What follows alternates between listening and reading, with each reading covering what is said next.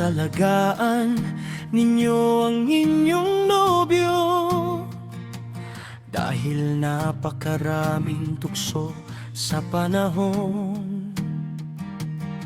Nung minsang nag-iinuman kami ng barkada, nagulat ako sa kwentong kanyang sinabi.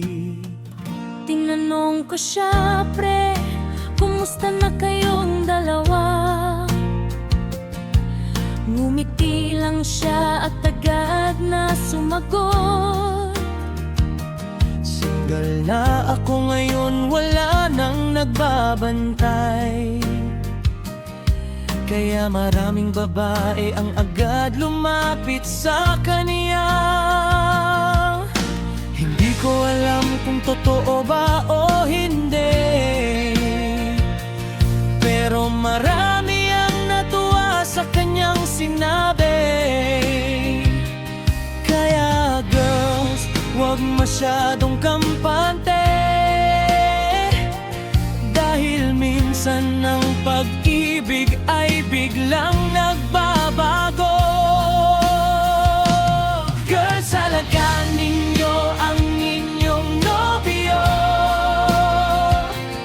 huwag hayaang mawala siya sa inyong mga kamay, dahil nung nagiinuman kami, single daw siya. Kaya marami ang nangarap na mapasa kanila siya. Girls, alagaan ninyo ang inyong nobyo, bigyan ninyo ng oras sa tunay na pagmamahal, dahil kung mapabayaan at walang pag-aaruga, baka bukas ay iba na ang kasama niya sa paglakad.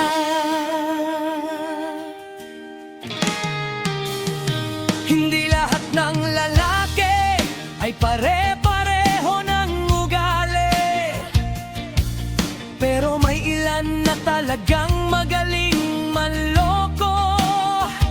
Kapag nasa bahay, napakatamis nilang tingnan, pero kapag kasama ang barkada, ibang sinasabi.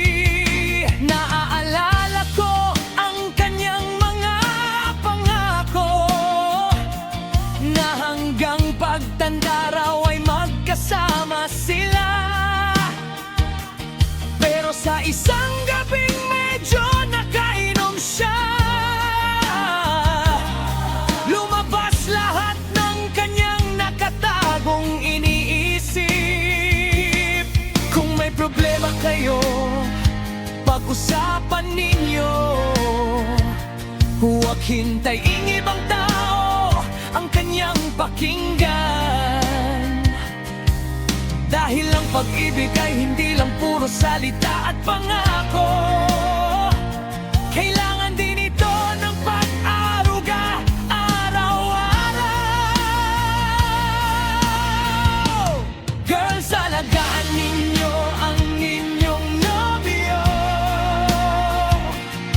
huwag hayaang mawala siya sa inyong mga kamay, dahil nung nagiinuman kami, single daw siya. Kaya marami ang nangarap na mapasa kanila siya. Girls, alagaan ninyo ang inyong nobyo, bigyan ninyo ng oras sa tunay na pagmamahal, dahil kung mapabayaan at walang pag-aaruga, baka bukas ay iba na ang kasama niya sa paglakad. Pero mga lalaki, huwag din kayong magloko. Kung may nobya kayo, ingatan ninyo ang relasyon, dahil ang tiwala ay napakahirap makuha, at kapag nasira, mahirap na itong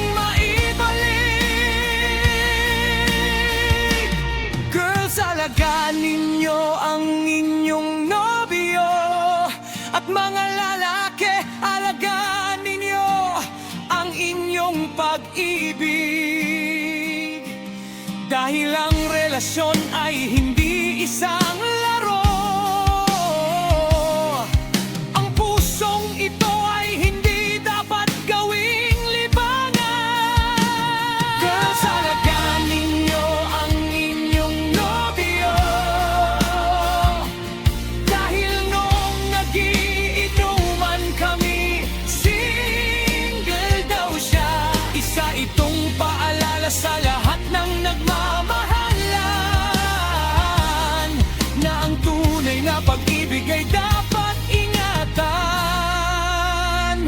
magpakailanman.